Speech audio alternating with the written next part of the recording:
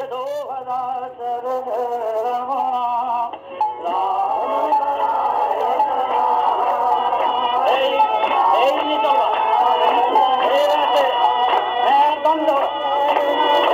বলবে রাম নারায়ণ রাম নারায়ণ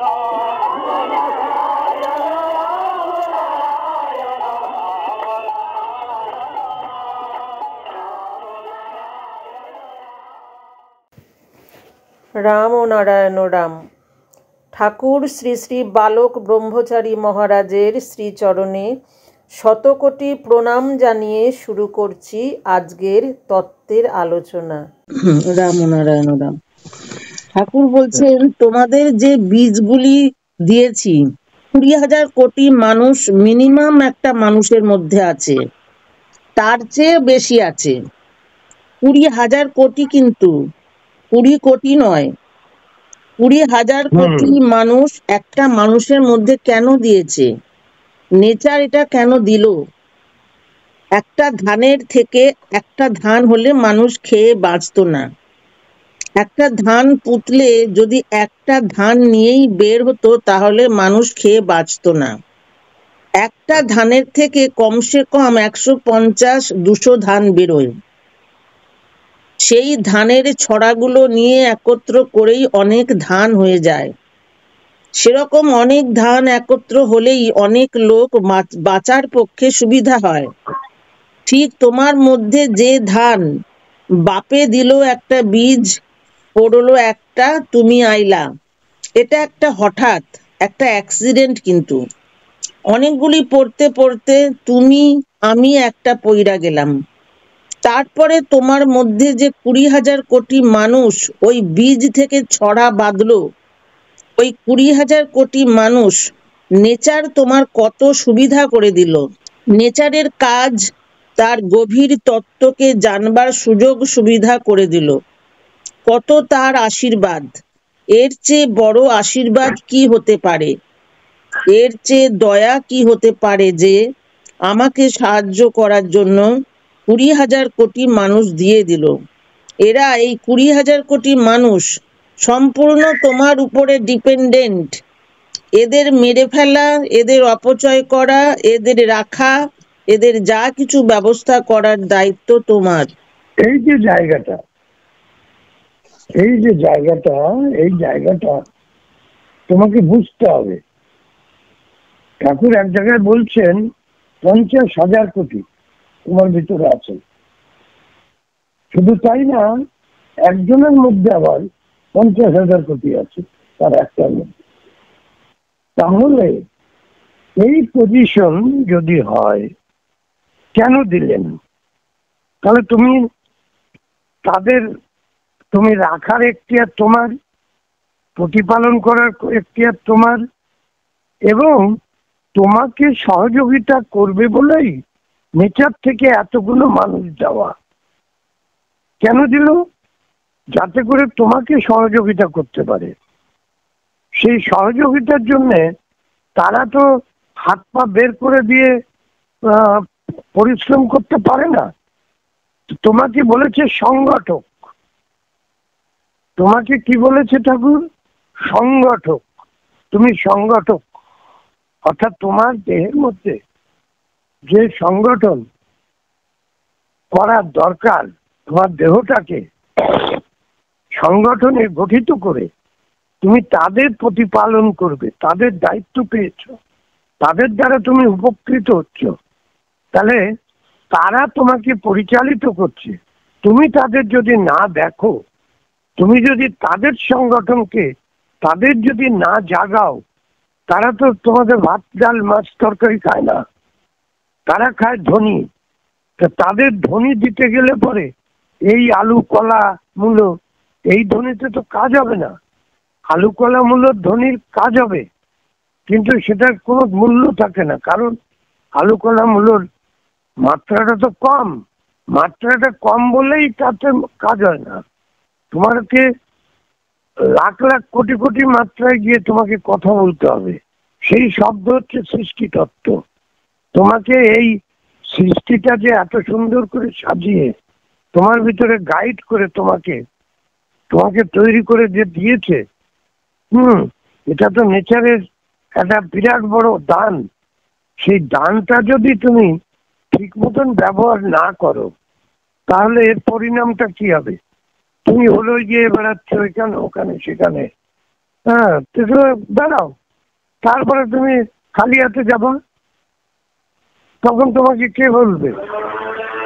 এরাই তোমার জন্য দাঁড়িয়ে যাবে, এরাই প্রতিবাদ করবে, এরাই তোমাকে ভালো বলবে। হ্যাঁ, এরাই তোমাকে যখন বলবে যে তুমি, আমরা এর সাথে থাকবো, এ আমাদের রাজা, রাজাই থাক, আমরা এর সাথে থাকবো, তখন নেচার বলতে পারবে না যে না, ওর সাথে তোমাকে দেব না। তার কারণ দায়িত্বটা দিয়েই দিয়েছে। দায়িত্ব যাকে দিয়েছে সেই ব্যক্তিকে যদি নেচার যদি চেষ্টাও করে, তাহলেও তোমাকে সরাতে পারবে না। কারণ এদের এই যে পরমাণুগুলো তোমার চলে যাচ্ছে প্রতি মুহূর্তে মুহূর্তে চিন্তাধারার সাথে, এদের তুমি যে ধ্বনিত করবা, কি শুনলে, কি বলছে, তুমি ইচ্ছা করলে তাদের মেরে ফেলতে পারো, তুমি ইচ্ছা করলে তাদের অপচয় করতে পারো, তুমি ইচ্ছা করলে তাদের সুন্দর করে গড়ন করে, সুন্দর করে গঠিত করে তুমি তাদের তৈরি করে নিয়ে যেতে পারো। সবটাই তুমি পারো, সেটা তোমার উপরে নির্ভর করছে। তুমি সংগঠন করে বেড়াচ্ছ বাইরে, আরে বাইরে তো তোমাকে করতেই হবে। বাইরে তুমি এখানে আছো, এখানে সংগঠন না করলে তুমি থাকবা কি করে? সংগঠন তোমার সংসার, যদি তুমি সংসারের তো একটা সংগঠন, সংসার শব্দটা তো সংগঠন থেকে এসছে, তাহলে সংসার যে সংগঠন, সে সংগঠনটা যদি ঠিক মতন না রাখো, তাহলে সংসারে টিকবা কি করে? তা তোমার ভিতরে যাদের আছে তাদের জাগাতে হবে না? তাদের তো জাগাতে হবে, তারা তো তোমার কথা বলবে, তোমার উপরে নির্ভরশীল, তাই তো? তাহলে আবার পড়ো। 20,000 কোটি মানুষ, কটা পৃথিবী দরকার এরকম? 500 কোটি লোক যদি থাকে এই পৃথিবীতে, তবে 20,000 কোটি লোক বাস করতে কটা পৃথিবী লাগবে? একজনের মধ্যে 20,000 কোটি, একটা পিঁপড়ার মধ্যেও 20,000 কোটি। কত সূক্ষ্ম!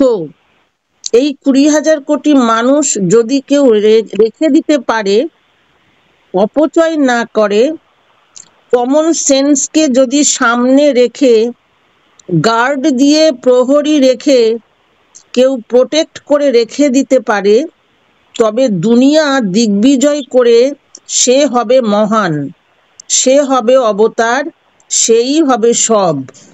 তার আর কিছু দরকার নেই, এই একটাই হলো যথেষ্ট। এখানে একটা জিনিস দেখো, তুমি এখান থেকে কি বুঝতে পারলে, তুমি কি জানতে পারলে? এখান থেকে বিরাট জিনিস একটা তুমি জানতে পেরেছো। সে জানাটা কি? ঠাকুর কি বলে দিলেন, এটা তুমি আগেও শুনেছ, যে একটা পিঁপড়ের ভিতরে 20,000 কোটি আছে। সেই 20,000 কোটি, 50,000 কোটি, তার একটার মধ্যে আবার 50,000 কোটি আছে। তা তুমি সেই পিঁপড়েটাকে, পিঁপড়ে থেকেও তো সূক্ষ্ম জীব আছে, আরো ছোট জীব আছে, তুমি তো তাকে দেখতে পাও, তুমি অনুভব করতে পারো, অনুভূতিটা আনতে পারো। এই যে প্রকৃতির থেকে তুমি তাকে দেখে যে তুমি যে অনুভবে যাবে, অনুভূতিতে যে যাবে, তুমি যে সুখে যেতে পারো, নেচার সে রাস্তাটাও তোমাকে দেখিয়ে দিচ্ছে। তোমাকে কিভাবে? তুমি তো 20,000 কোটি যে পিঁপড়েটার মধ্যে আছে সেটা বের করে তুমি দেখতে পারবে না, তাহলে কিভাবে তুমি সেটাকে নির্ণয় করবে? এই পিঁপড়েটার ভিতরে যদি আমি 50,000 টুকরো করি, তার থেকে তো বের করতে পারবো না। 50,000 টুকরো হলে তাকে মাইক্রোস্কোপেও দেখতে পারবো না। তাহলে আমি কি করে বুঝবো তার ভিতরে 50,000 কোটি আছে? তাহলে তাকে অনুভবে, অনুভূতিতে নিতে হবে, তাকে অনুভবে, অনুভূতিতে নিতে হবে।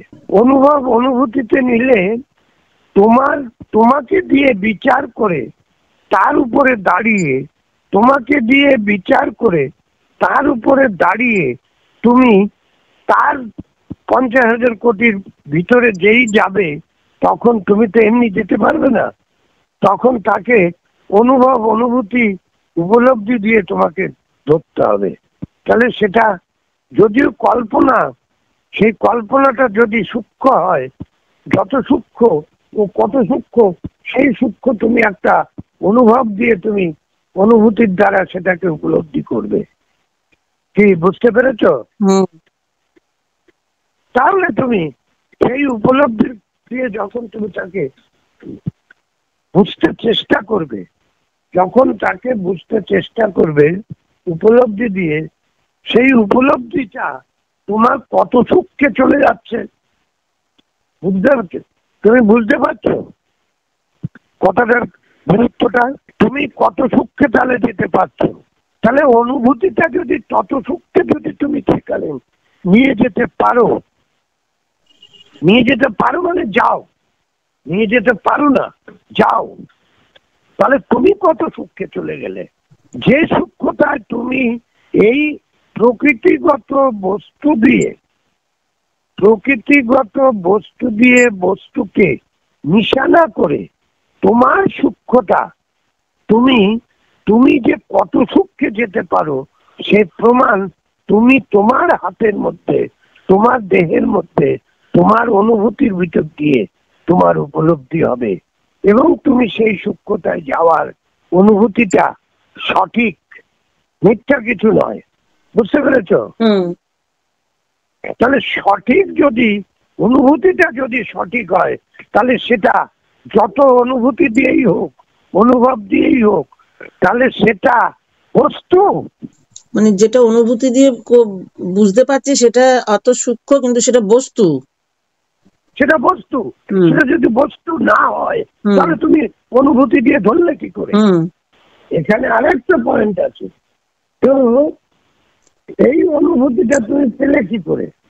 এইখানে তুমি যদি আসো, এইটাকে যদি বিচার করো, অনুভূতিটা যদি তুমি ধরো, যে অনুভূতি দিয়ে পিঁপড়ের ওই বাচ্চাটাকে ধরেছো, মানে অংশটাকে, তার বীর্য কীটকে, পিঁপড়ের বীর্য কীটকে, তার ভিতরে তো আমি 50,000 কোটির কথা বাদ দিলাম, 20,000 কোটি ধরেই এগোই, 50,000 কোটি ঠাকুর বলেছে এক জায়গায়।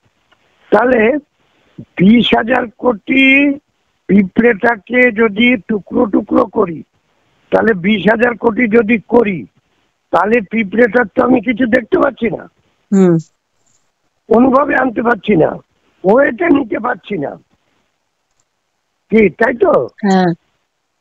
কিন্তু আমি অনুভূতি দিয়ে সেটাকে অনুভব করছি। এই জায়গাটায় আসো, কিভাবে অনুভূতি দিয়ে আমি অনুভব করছি? যেহেতু আমি বিরাট, আমি যখন অনুভূতি দিয়ে তাকে বুঝতে যাচ্ছি, তখন আমি বিরাট। আমি বিরাট মানে কি আমার দেহটা বিরাট বলে না, না, আমার দেহটা বিরাট সেটা পরবর্তী কথা। আমি বিরাট। কিভাবে বিরাট? আমি মন দিয়ে সেটাকে অনুভূতি করছি, অনুভব করছি, ঠিক আছে? সেই মন ইউনিভার্সের মন। তাহলে ইউনিভার্সের যদি মন হয়, মন হচ্ছে ব্রহ্ম, অর্থাৎ ক্ষিতি অর্থেজ মরুদ্ভম। এই যে ক্ষিতি অর্থেজ মরুদ্ভম, তাহলে বোম দিয়ে আমি তাকে অনুভব করছি। এই বোম দিয়ে যখন আমি অনুভব করছি, সেখানে আমার সাথে ক্ষিতি অর্থেজ মরুদ এরা যাচ্ছে, বুঝতে পেরেছো? তাহলে তাদেরও আমি সেই সূক্ষ্মতায় নিয়ে যেতে পারছি। তাহলে আমি যে সূক্ষ্মতায় গিয়ে পিঁপড়ের 20,000 কোটির বীর্যকীটটা বুঝতে পারছি, তাহলে আমি এই মহাশূন্যে অনন্ত কোটি মাইল গিয়ে কেন নিজেকে অনুভব করতে পারবো না? বিশাল জায়গা, বিশাল তত্ত্ব এখানে। সেই সূক্ষ্মতায় যখন গিয়ে আমি তাকে অনুভব বা অনুভূতি দিয়ে উপলব্ধি করছি, অনুভব অনুভূতি দিয়ে তাকে যখন আমি উপলব্ধি করছি, সেই উপলব্ধির বস্তুটা সে যত সূক্ষ্মই হোক, সেই সূক্ষ্মতা আমি বিরাট হয়ে আমার দেহ বিনা যন্ত্রে টেনে নিয়েছে, তাকে যখন আমি উপলব্ধি করছি, উপলব্ধি করাতে আমি উপলব্ধিত হচ্ছে কিনা? হ্যাঁ, তাহলে আমি যখন উপলব্ধিত হচ্ছি, তাকেও আমি আবার অনন্ত কোটি অনুর সাথে যুক্ত করিয়ে দিচ্ছি। এই অনন্ত কোটি অণু দিয়েই তো আমি উপলব্ধিটা করলাম। করেই তো আবার দেহ বিনা উপলব্ধিত, উপলব্ধিতটা আবার তোমার। হ্যাঁ, তাহলে আমি অনন্ত কোটি অনুর সাথে তাকে যুক্ত করেছি তো। তা আমি টের পাওয়া মানে আমার দেহের সমস্ত অনু টের পেল তো। তাহলে আমার দেহের সমস্ত অনু যখন টের পেল, তাহলে পিঁপড়েটার 20,000 কোটির একটা অনুকে উপলব্ধি করে নিয়ে এলাম সূক্ষ্মতা, তাকে আবার আমি অনন্ত কোটি অনুর সাথে সংমিশ্রণে মিশ্রিত করে একটি অনু করে আমি এই মহাশূন্যে পাঠিয়ে দিলাম। আমার বুঝটা তাহলে কত হলো বলো? বুঝটা কোথায় গেল? বুঝটা কত কঠিন ভাবে, কত সূক্ষ্ম ভাবে, কত সূক্ষ্মতর উপলব্ধিত মাত্রায়। কেন শূন্য শূন্য বুঝতে পারলো না? শূন্য বুঝলো কিনা?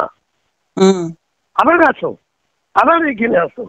আবার শূন্যে যখন তুমি এলে, শূন্য যখন তোমার উপলব্ধিতর ভিতর দিয়ে তোমাকে যখন তুমি যখন উপলব্ধিত হয়ে বুঝটাকে পাঠিয়ে দিলে, শূন্যকে যখন পাঠিয়ে দিলে, সেটা তো শূন্যেই পাঠালে। তাহলে শূন্যে যখন পাঠালে ইউনিভার্স সেটা জানলো কিনা?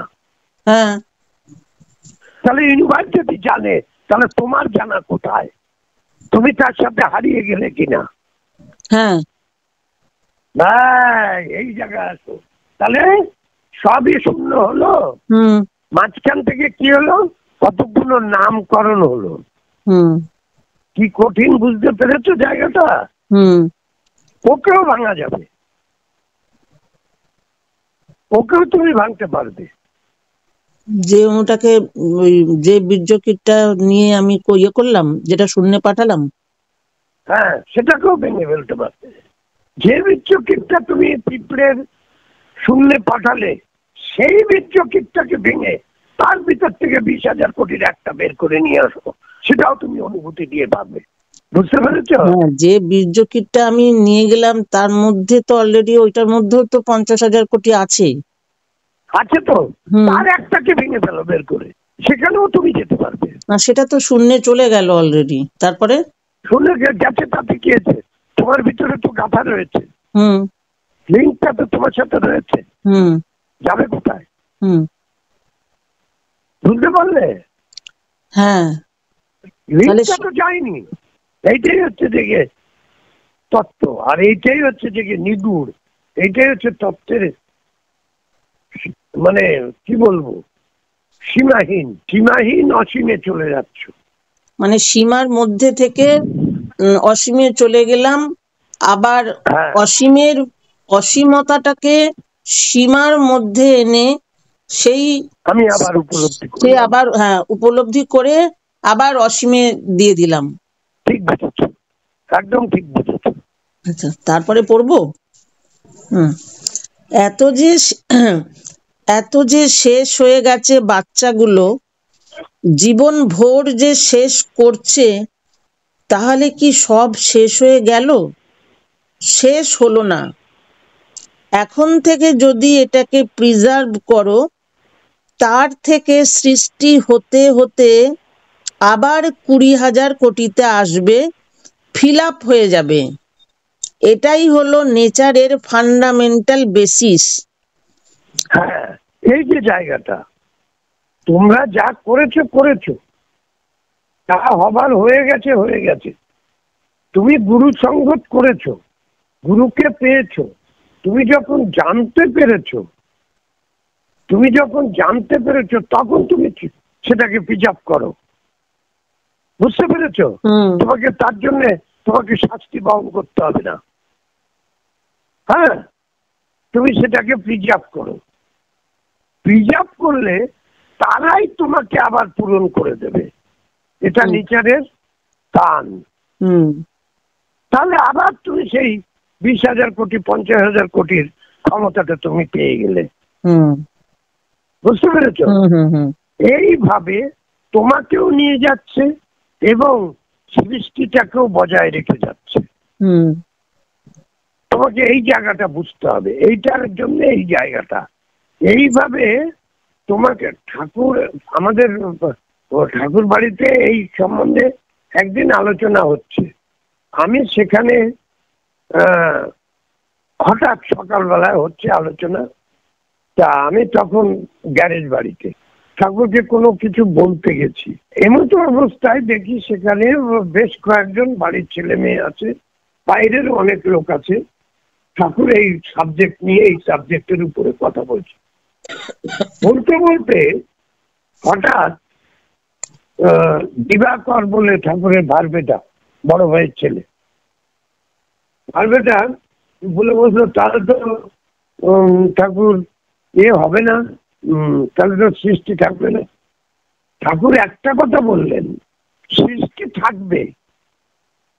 কিভাবে থাকবে? ওভারফ্লোট হয় জানোস?